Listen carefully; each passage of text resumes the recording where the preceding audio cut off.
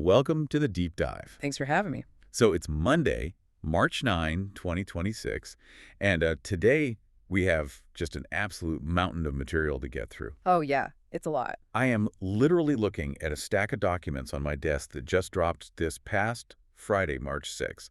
This is stuff from the White House, several major cyber policy think tanks, and the leading cybersecurity industry publications. And it's all incredibly dense. Right. And when I say we have a massive mission ahead of us today, I'm really not exaggerating. We are talking about a foundational tectonic shift in how the United States operates in the digital world. It really is a watershed moment. I mean, we've been watching this space for years, and this changes everything. Right. Our primary sources today include the highly anticipated President Trump's cyber strategy for America. Which everyone was waiting for. Exactly. We've also got a sweeping new executive order that specifically targets global cybercrime, plus a massive wave of immediate, sometimes pretty heated reactions from organizations like the Center for Strategic and International Studies, CSIS, the Institute for Security and Technology, and newsletters like Risky Business. They all had a lot to say over the weekend. Oh, absolutely. So, okay, let's unpack this. Our mission today is to figure out what this massive pivot in American cyber policy actually means in the real world. Not just the geopolitical theory, but what it means for the country, what it means for businesses trying to keep their networks online, and crucially, what it means for your own personal digital safety when you check your email or log into your bank account. It's an essential conversation to be having right now. What we're analyzing today is, at its core, a fundamental doctrinal shift. Yeah. For the past 20 years or so, the United States has largely operated on a defensive, heavily compliance-driven posture in cyberspace. Lots of checklists. Exactly. The entire philosophy was basically about building higher digital walls, buying better software locks, and making sure every company had the right government paperwork filled out. But this new strategy explicitly, and I mean aggressively, pivots away from that. It really does. We are moving toward a posture of offensive deterrence, active disruption of threats, and a massive, unprecedented mobilization of the private sector to fight these battles. What's fascinating here is how these newly released documents completely obliterate the old lines between local crime and international warfare. That was the part that blew my mind. They explicitly tie the financial devastation of everyday consumer-level scams directly to the highest levels of national security and geopolitical rivalry. They're basically saying that a phishing email that drains a grandmother's retirement account carries the same strategic gravity as a foreign military hacking a U.S. power grid.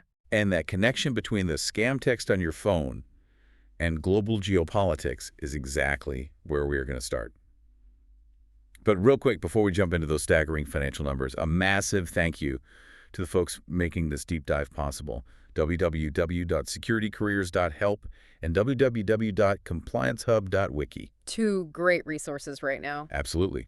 We'll be talking a lot about how the job market and regulatory landscapes are being flipped upside down today, and we'll hear more about their resources as we navigate this wild new reality. Yeah, you're going to need them. All right, let's start with the sheer scale of the problem that prompted this new executive order on Friday. The financial toll is honestly hard to wrap your head around.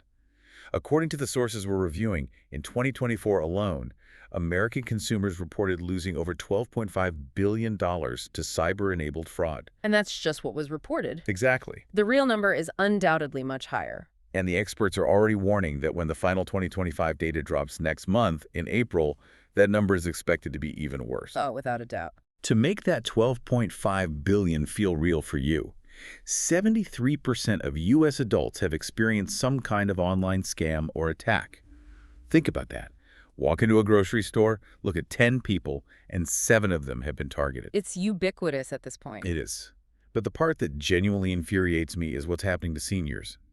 The data shows 87% of seniors view online scams as a major problem, and they are the demographic suffering the most devastating losses. They are ruthlessly targeted. We aren't talking about losing $50 on a bad credit card charge. We are talking about people losing their entire life savings, hundreds of thousands of dollars just gone in an afternoon because they thought they were helping a grandchild in trouble or investing in a legitimate cryptocurrency fund. The human cost is horrific. But to understand why the White House is deploying a national security level executive order to address it, we have to look at the why behind those massive numbers. Right. Who is actually doing this? Exactly. The conventional wisdom for a long time was that hackers were lone wolves. The whole cliche of a guy in a hoodie sitting in a dark basement writing malicious code. The movie hacker. Right. But the administration's documentation, backed heavily by intelligence analysis, emphasizes that this is no longer the reality. We are dealing with transnational criminal organizations, or TCOs. Right, these are corporations, criminal corporations. Precisely. They have HR departments, they have performance reviews, they are running industrial-scale scam centers. Industrial scale. A lot of the intelligence points to massive compounds, often located in parts of Southeast Asia, places like Myanmar or Cambodia.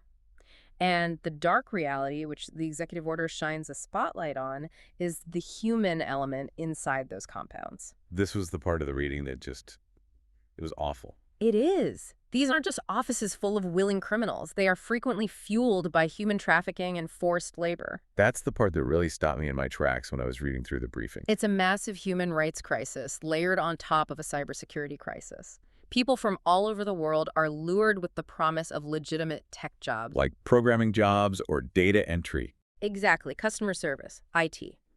Once they arrive, their passports are confiscated, they are locked in these fortified compounds, and they are physically coerced into running these romance scams, cryptocurrency frauds, and pig butchering campaigns under the very real threat of violence. Pig butchering, for those who don't know, is where they slowly build a relationship to fatten up the victim before taking all their money. Right. And the people executing the scams work in shifts, reading from optimized psychological scripts, using translation software to target Americans at scale. It's terrifying. Furthermore, and this is where the geopolitics comes, in the executive order highlights that foreign regimes often provide willing or tacit support to these operations. Wait, so governments are just letting these massive criminal compounds operate in plain sight? Why?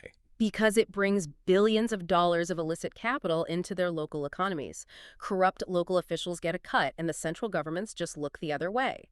The White House refers to this entire ecosystem as a shadow economy. A shadow economy that is literally vacuuming the wealth out of American families. Billions of dollars a year. So in response to this, the White House drops this immediate tactical response on Friday. The March 6 executive order on combating cybercrime, fraud, and predatory schemes against American citizens. I read through the text, and it's a very direct, aggressive document. It pulls no punches. No, it doesn't. It's not a flowery statement of values. It's a list of strict, unforgiving deadlines. It's highly operational. It mandates a 60-day sprint review of all current operational, technical, diplomatic, and regulatory frameworks. The administration essentially wants a total inventory. Like, what do we have to fight this? What tools do we have? What tools do we need? And where are our blind spots? Following that 60-day review, there is a 120-day deadline to submit a comprehensive multi-agency action plan, and they are demanding specifics. Not just broad goals. Exactly. This plan must identify the exact transnational criminal organizations responsible for these scam centers and propose concrete, kinetic solutions to disrupt and dismantle them. And to actually execute all of this, the order mandates the creation of a dedicated operational cell within the National Coordination Center, the NCC. So they are building a specialized strike team, essentially. Yes. This cell will act as the central nervous system for coordinating federal efforts across the FBI, Homeland Security, the Treasury, and the intelligence community. And, crucially, it is directed to heavily involve the private sector. The tech companies. Right. The companies that own the platforms where these scams occur are going to be brought directly into the war room. Okay, here's a part of the executive order that I think is going to be massive news for everyday people, especially if you or your family have been victimized. It's called the Victims Restoration Program. This is a huge shift in policy. Usually when the government busts a massive cyber ring, say they raid a server farm and seize $1 billion in Bitcoin or freeze a bunch of offshore bank accounts, those funds end up just sitting in government coffers. Right, in civil or criminal forfeiture funds. Exactly. It rarely makes its way back to the person in Ohio who actually lost the money. Yeah. But this new order gives the Attorney General 90 days to recommend a legal and logistical framework to return that clawed-back money directly to the victims. It's a profound conceptual shift. Instead of the government absorbing the spoils of this $12.5 billion shadow economy, they are actively trying to construct a mechanism to make the victims whole. Which has to be incredibly hard. Oh, it is incredibly difficult to do logistically. You're tracking stolen crypto across blockchains, washing through tumblers, and trying to match it to local police reports. But the mandate is there. It's a glimmer of hope. But the administration is also pulling out a massive diplomatic hammer to stop the bleeding at the source, right? Exactly. You can't just arrest your way out of this problem if the criminals are hiding behind hostile borders. Hmm. So the Secretary of State is explicitly ordered to start applying brutal pressure on foreign governments that harbor these cybercriminals. What kind of pressure? The strategy clearly outlines the consequences. If a country is found to be tolerating or protecting these scam centers, they are going to face a wall of pain. Targeted economic sanctions, severe visa restrictions for their citizens, trade penalties, the immediate freezing of foreign assistance, and even the immediate expulsion of complicit foreign officials and diplomats from the United States. They are not messing around. Not at all. They are officially escalating cybercrime from a local law enforcement headache to a Tier 1 foreign policy crisis. They are basically treating these scam centers as an invasion of American digital borders. That's exactly how it's framed. And our sources also point out how this ties back to previous legislative pushes, specifically the Take I Down Act from May 2025. Right, which First Lady Melania Trump heavily championed. Yes. That act was a bipartisan effort focused specifically on combating the non-consensual distribution of deepfakes and intimate images, which has become a massive, terrifying part of modern sextortion scams targeting teenagers. It's a huge issue right now. So when you look at it all together, you have this multi-pronged tactical approach. Protect the youth from extortion, physically refund the victims of financial fraud, and politically hammer the countries hosting the criminals. It's a very comprehensive first step. That is the immediate, on-the-ground tactical response. But then we get to the second major document released on Friday. And this is where the entire underlying philosophy of American cybersecurity gets flipped on its head. This is the big one. I'm talking about the 7-page document titled President Trump's Cyber Strategy for America. Just looking at the physical format of the document tells you a story. Yeah, let's talk about the length. If you look back at the National Cyber Strategy released in 2018, during President Trump's first term, it was a dense document, roughly 40 pages long. The strategy released by the Biden administration in 2023 was 39 pages. So they were basically small books. Exactly. These previous iterations were granular. They were heavily focused on bureaucratic procedures, compliance checklists, establishing baseline resilience standards for federal agencies. This new 2026 strategy is shockingly lean. I printed it out, and it's basically a pamphlet. It is only 7 pages long, and nearly half of that is preamble and high-level vision. Which feels intentional. And administration officials have stated this brevity is entirely deliberate. This is not a bureaucratic manual for IT managers.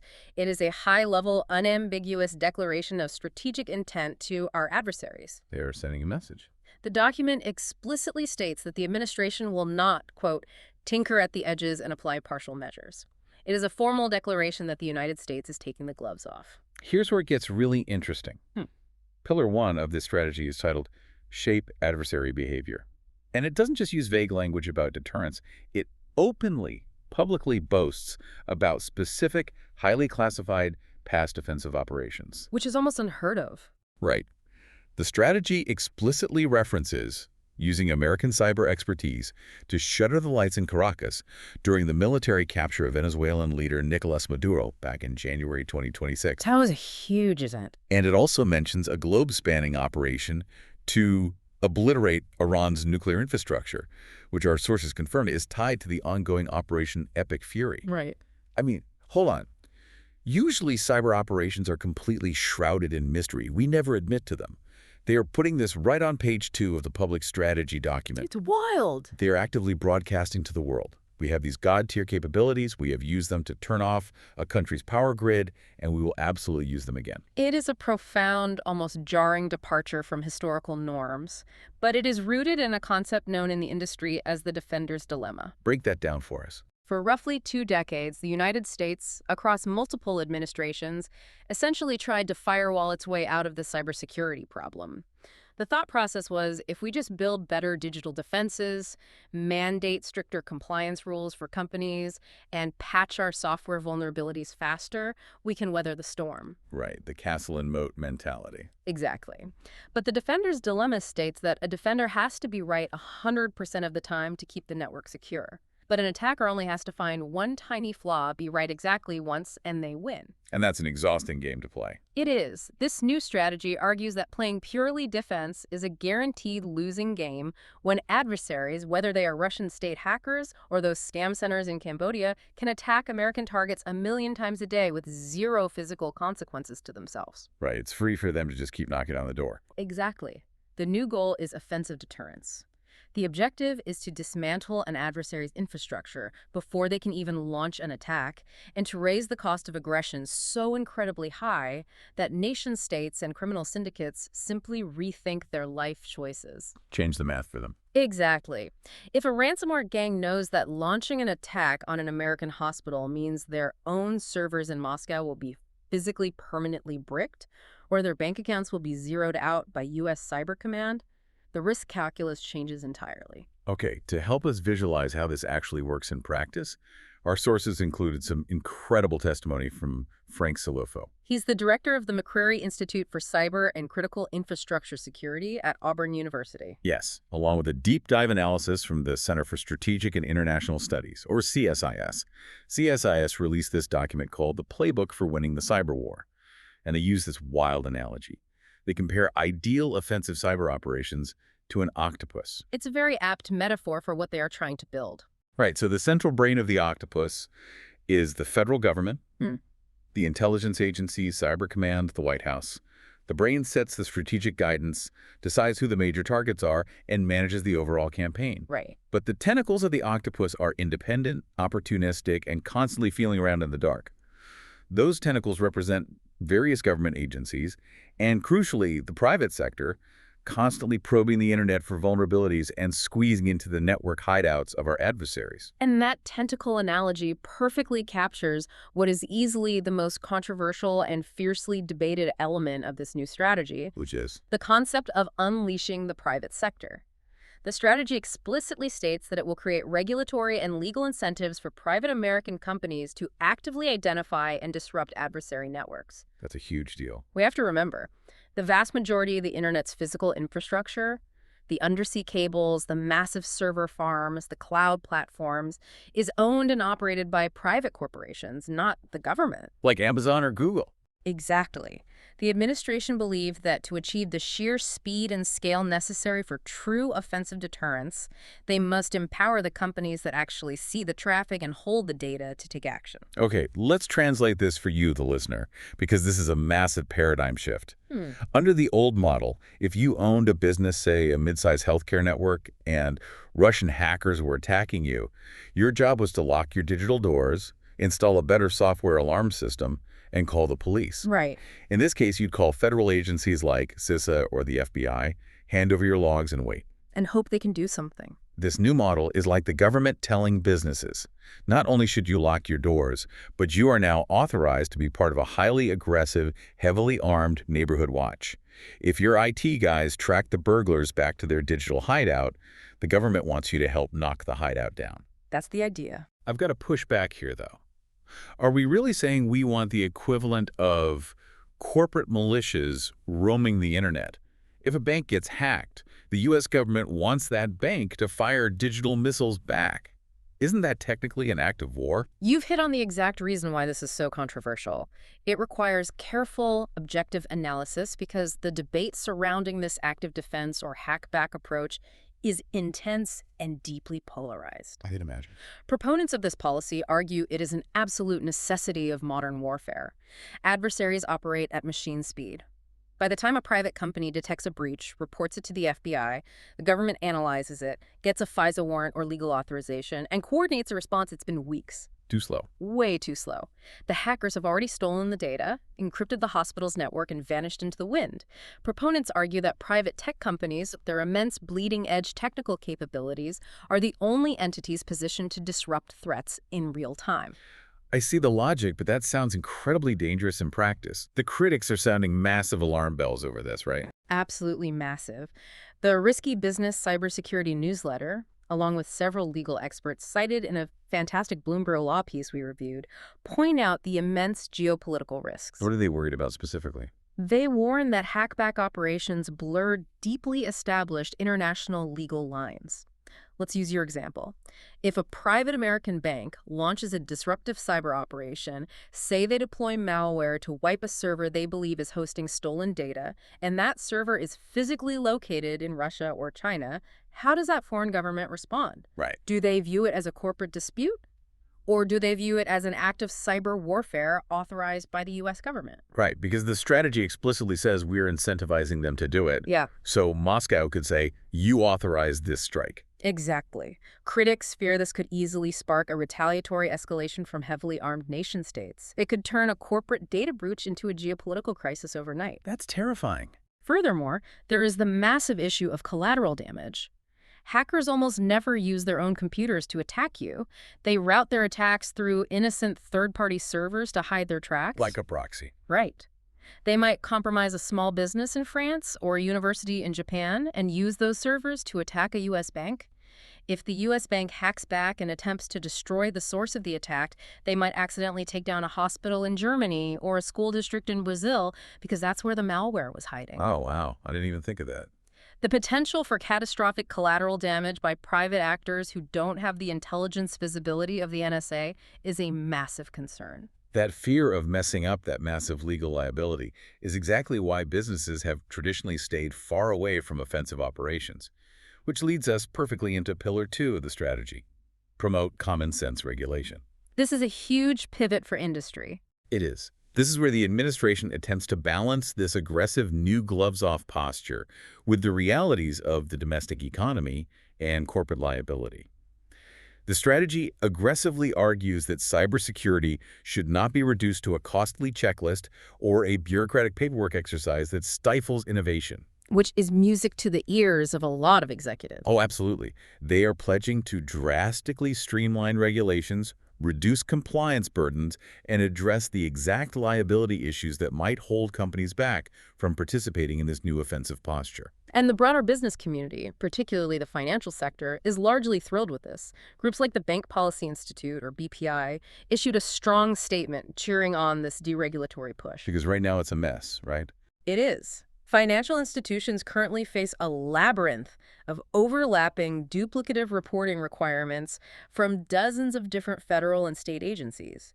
If a bank gets hacked today, their security team might have to stop actually fighting the hackers so they can fill out 10 different incident report forms for 10 different regulators, all with different formatting and legal deadlines. It's an administrative nightmare. Completely. The administration's argument is that by streamlining this, by cutting the red tape, companies can stop spending millions of dollars on compliance lawyers and auditors and start spending that money on actual active network security. Which makes sense on paper. Right. And speaking of navigating these exact types of massive regulatory shifts, that is exactly where our sponsor www.compliancehub.wiki becomes an invaluable tool. If you're running a business right now, your reporting structures and legal liabilities are literally changing overnight. And you do not want to be caught off guard. Exactly. Compliance Hub is the premier resource for keeping your team updated in real time so you don't get caught on the wrong side of these new streamlined frameworks. The economic argument for deregulation is very compelling. Less red tape theoretically equals faster, more agile, more innovative defense.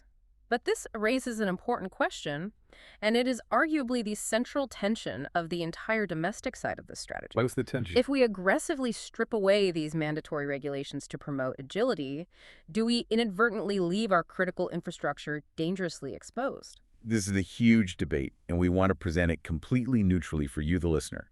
Let's look at the objective reporting on the ground. Organizations like the Institute for Security and Technology, or IST, and a detailed analysis from the Atlas report highlight some immediate actions that are causing concern. Yes. For example, they point out a recent move by the Office of Management and Budget. The OMB recently rolled back certain software supply chain security safeguards. Which were pretty strict. Right. These were rules designed to force software vendors to rigorously prove their code was secure before they were legally allowed to sell it to the government. At the same time, the rules for the Cyber Incident Reporting for Critical Infrastructure Act, known as CIRCA, have had their implementation delayed until May 2026.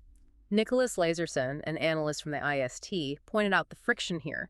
He noted that rolling back software supply chain safeguards at the exact moment in history when nation-state threat actors are increasingly targeting those exact software vulnerabilities to breach systems is deeply concerning. The critic's argument is rooted in human nature and market economics. Exactly. Without mandatory, government-enforced baselines, profit-driven companies might naturally underinvest in security. I was actually reading the Atlas report last night, and there's a line that really stuck with me regarding this. The critics essentially argue that voluntary compliance in the age of nation-state hackers is a recipe for catastrophic failure. That's the core fear. If a local water utility in a small town or a regional hospital network that is already struggling financially isn't strictly required by federal law to maintain a certain expensive level of defense, they might prioritize their tight budgets elsewhere. They might buy a new MRI machine instead of upgrading their firewalls. Exactly. In a world where Russian and Chinese hackers are actively prowling for weak targets, critics argue that relying on the market to self-regulate is incredibly dangerous for the systems that keep society functioning. The administration's counterargument, which is laid out in the strategy, is that the checklist approach simply didn't work. We had all these regulations and we still got hacked constantly. They view it as a failed experiment. Right. It just costs billions of dollars in administrative overhead that could have been spent on engineering. Right. They genuinely believe that true security comes from out-innovating the adversary, not out-regulating the defenders. And that brings us to pillars 3 and 4, modernize federal networks and secure critical infrastructure. Because while they want to deregulate, they fully acknowledge the terrifying threats we are currently facing. The sources we are reviewing detail some truly alarming operations. Yes, the threat landscape is more severe than it has ever been. Take Volt Typhoon, for example. That one is chilling. The reports detail this as a massive Chinese state-sponsored campaign. And what's terrifying is they aren't just stealing data. The hackers have literally pre-positioned themselves inside U.S. water facilities, the energy grid, and major port systems. They are just sitting there. Right. They are using living off the land techniques, using built-in admin tools so they don't look like malware, just waiting silently. The intelligence consensus is they are waiting for a future geopolitical crisis, like a conflict over Taiwan, to trigger a massive physical disruption of American life. And then there is Salt Typhoon, another Chinese operation, which successfully compromised at least 9 major U.S. telecom companies. 9. At least. And they didn't just breach customer data, they actually gained access to the highly classified lawful wiretap systems used by the FBI and the courts. That is just wow. Those specific, highly sophisticated campaigns are exactly why the administration is pushing for a massive, forced technological upgrade across the federal government and critical infrastructure. The strategy mandates a rapid, comprehensive move to zero-trust architecture. Okay, let's break that down for the audience. Zero trust is a huge buzzword right now. What does it actually mean? Think of the old model of network security, like a medieval castle with a moat. You check someone's ID at the drawbridge, maybe with a password and a security token, and once they cross the moat and get inside the castle walls, they are trusted. They're in. Right. They can roam the halls, go into the armory, visit the treasury. The problem is, once a hacker steals a password and gets over the moat, they have the run of the place. Because the inside of the network assumes you belong there. Exactly. Zero trust completely abandons the concept of a trusted inside network. It assumes the network is already hostile. It assumes hackers are already inside the castle. So no one is trusted. No one. Therefore, it requires every single user and every single device to be continuously authenticated and authorized before accessing any individual room or piece of data. So even if I'm the CEO, I still get checked. Even if you are the CEO, your laptop has to prove it is secure, patched, and authorized every single time it tries to open a file. It's like having a security guard at every single door inside the building, checking your badge every time you turn a doorknob. Exactly. The strategy also pushes heavily for the adoption of post-quantum cryptography. Wait, back up. Quantum computers. Are we talking sci-fi here? Ant-Man stuff? Why are we redesigning national security for computers that barely exist outside of a few experimental labs? I know it sounds like science fiction, but it is a very real, very pressing threat. Current encryption, the stuff that protects your bank account, your private text messages, and state secrets relies on massive mathematical puzzles. Traditional computers would take millions of years to solve these puzzles, but a fully functional quantum computer uses quantum mechanics to process information in multiple states at once. It could solve those math puzzles in seconds. In seconds. Yes. The day a nation-state turns on a powerful enough quantum computer, often referred to in intelligence circles as Q-Day, traditional encryption becomes completely useless. So every bank transaction, every military communication, instantly exposed. Yes, but the reason it matters today is a tactic called store now, decrypt later. What does that mean? Adversaries like China are currently harvesting massive amounts of encrypted American data. They can't read it today, but they are storing it in massive server farms, waiting for the day they have a quantum computer to unlock it all. That is incredibly patient. It is. Moving to post-quantum cryptography means updating our math puzzles now to be quantum resistant, so the data we transmit today is safe tomorrow. That is wild. Okay, so to recap the strategy so far. They want aggressive offense, they want streamlined deregulation, they want highly advanced zero-trust defense, and they want quantum-proof math. Correct. But multiple sources we reviewed, including the Atlas analysis, the Risky Business newsletter, and the IST brief, point out a glaring institutional paradox right at the heart of this strategy. A very massive paradox. Right. While the White House is loudly calling for robust, modernized defense of the homeland, the primary civilian defense agency in the government, the Cybersecurity and Infrastructure Security Agency, or CISA, is currently facing massive, unprecedented institutional cuts. It's a huge shift in resources. I'm looking at the numbers here, and they are substantial. The fiscal year 2026 budget proposes cutting CISA's funding by nearly $500 million. It aims to reduce its workforce from 2,700 employees down to roughly 2,600. That's a significant chunk of their personnel. So basically, the strategy is, let's take the gloves off, go on the offensive, prepare for quantum warfare, and also, let's fire a third of the national IT department. That is quite the paradox. It is a profound shift in how the government views its role, and it goes beyond just headcount. Specific, critical programs are being eliminated entirely. Like what? The budget cuts the election security program, and it defunds the Multi-State Information Sharing and Analysis Center, known as the MS-ISAC. Why is that center important? The MS-ISAC was crucial because it provided no-cost, high-level threat monitoring and cybersecurity services to state, local, tribal, and territorial governments. This is a huge point of debate, and it really hits home for a lot of people. If you were listening to this and wondering, okay, but who is protecting my local town's water supply or my child's K-12 school district from Russian ransomware gangs?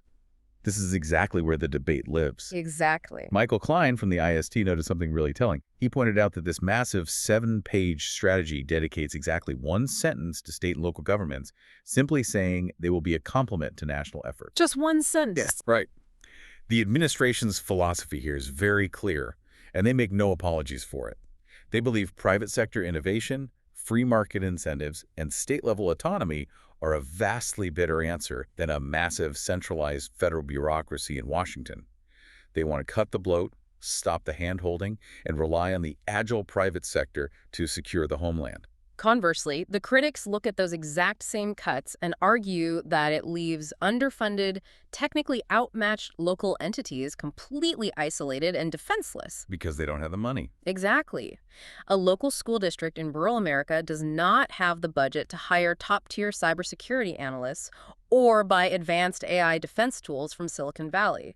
Without the free resources and threat intelligence previously provided by CISA and the MS-ISAC, critics worry that local infrastructure is being left to fend for itself against well-funded, highly sophisticated nation-state militaries and transnational criminal syndicates. It's a profound philosophical difference regarding the role of the federal government in domestic digital defense. It really is. And speaking of buying advanced tools from Silicon Valley, that transitions us perfectly to Pillar 5. Sustained superiority in critical and emerging technologies. If you read between the lines, this entire strategy is heavily focused on artificial intelligence. AI is the cornerstone. And it's not just about protecting American AI models from intellectual property theft by Chinese spies. It's about actively weaponizing AI for defense and offense. The strategy talks specifically about using agentic AI to securely scale network defense and autonomously disrupt threat actors. The distinction between agentic AI and the AI most people are familiar with is critical to understand here. Break that down for us. Most people are using generative AI right now. You type a prompt into a chatbot and it writes an email or generates a picture. Generative AI is like an architect drawing a blueprint for you. You still have to go build the house. Agentic AI, on the other hand, is the construction crew.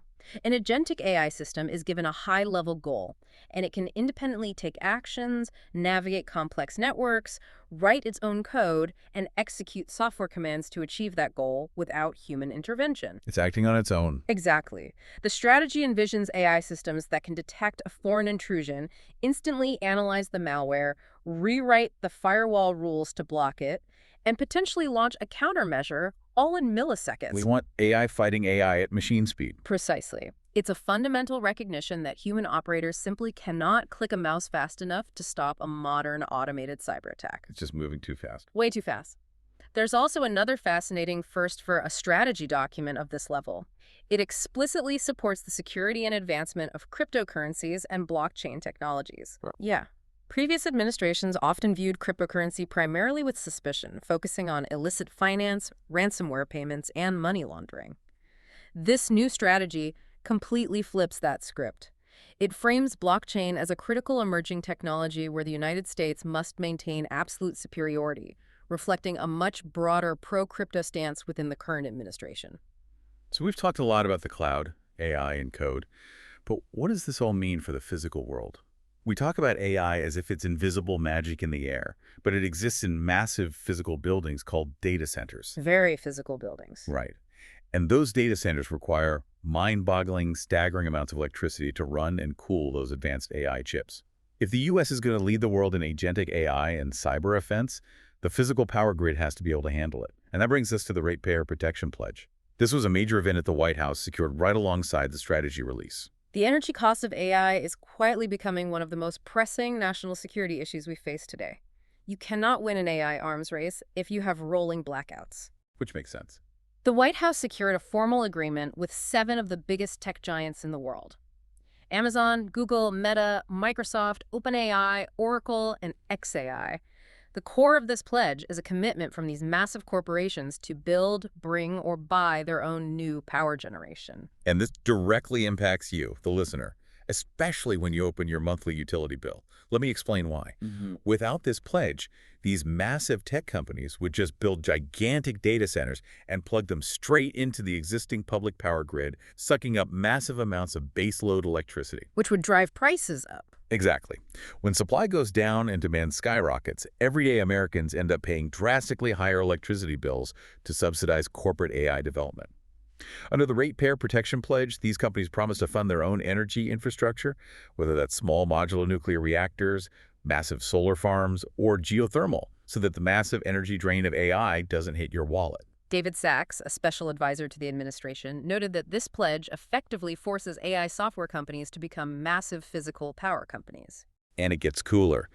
They are even pledging to share their backup power with local communities to prevent blackouts. The sources we read specifically highlight xAI's massive 1.2 gigawatt megapack installation in Memphis as a prime example. That facility is huge. It is. If the local grid gets strained during a heat wave, that massive private battery could theoretically discharge power back to the grid to keep the neighborhood's refrigerators running. It's an incredible integration of private tech and public infrastructure. But we must frame this within the broader context of the administration's Genesis mission, which was outlined in Executive Order 14363. Right.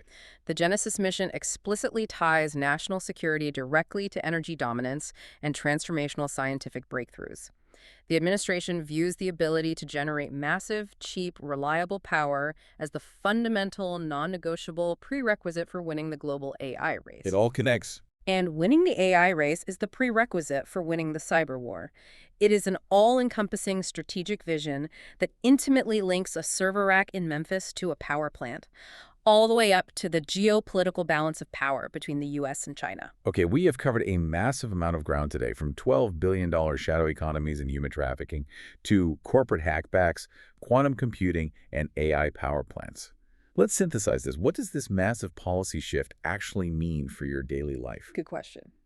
If you're an everyday citizen and the administration's aggressive, offensive stance against these transnational scam centers works as intended, you could see a tangible, noticeable drop in those predatory spam calls, the deceptive phishing emails, and the terrifying extortion attempts that target your family. That's the goal. It is a direct, kinetic attempt to make the internet a safer neighborhood for regular people. And if you, or someone you love, have tragically been a victim of one of these financial scams, The new Victims Restoration Program offers a genuine glimmer of hope for actually recovering some of your stolen life savings. And if you are a listener who runs a business or manages a network, the landscape is changing at breakneck speed. It really is. The compliance burden, the endless checklists, and the overlapping federal audits is shrinking. But with that deregulation comes the heavy expectation that you are going to be far more agile and proactive in your own defense. Because the government won't be checking up on you as much. Right. You must now navigate the incredibly complex and sometimes legally murky waters of active defense. And critically, if you currently rely on cheaper foreign technology vendors from adversarial nations, say a Chinese router company or a Russian antivirus software, this strategy makes it abundantly clear. You need to rewrite your procurement strategies immediately and transition to trusted allied vendors or face the consequences. And if these sweeping changes have you rethinking your own career path, or if your company is suddenly realizing they need a completely different type of cybersecurity talent to handle agentic AI defense and implement zero-trust architectures without CISO's help. www.securitycareers.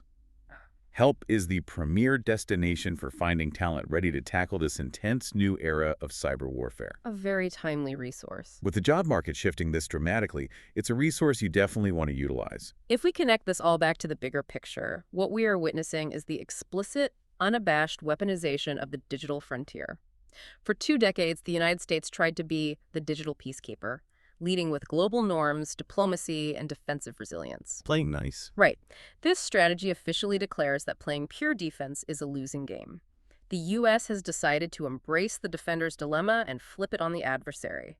We are now explicitly daring foreign nations and criminal syndicates to test our offensive capabilities, relying heavily on the premise that a strong, active, sometimes brutal offense is the only true deterrent left in cyberspace.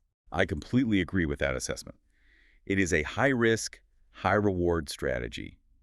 And crucially, it is a strategy that relies heavily, perhaps more than any national security strategy in modern history, on American tech companies stepping up to the plate in unprecedented ways. They are the new front line. And that brings me to a final thought I want to leave you with today. Something to really ponder as you watch this strategy unfold over the coming months and years. As the government deregulates the market, significantly cuts federal civilian cyber agencies like CISA, and explicitly asks private corporations to take on the mantle of active defense and offensive cyber operations, the traditional line between a private, profit-driven tech company and a branch of the national military is rapidly disappearing. It is blurring very fast. In a near future where tech giants are building their own independent power grids, funding their own autonomous AI-driven cyber weapons, and fighting foreign state-sponsored hackers in real time on their own privately owned servers, who is ultimately responsible for keeping the digital peace? That's the big question. Are we effectively outsourcing our national security to Silicon Valley? And if so, what happens when a global corporation's quarterly bottom line, or their need for international market access, directly conflicts with the nation's geopolitical strategy? It's something we all need to be thinking about. It's a wild new frontier, and the rules of engagement are being written right now, in real time. Thank you so much for joining us on this incredibly deep dive. Stay curious, stay secure, and keep exploring.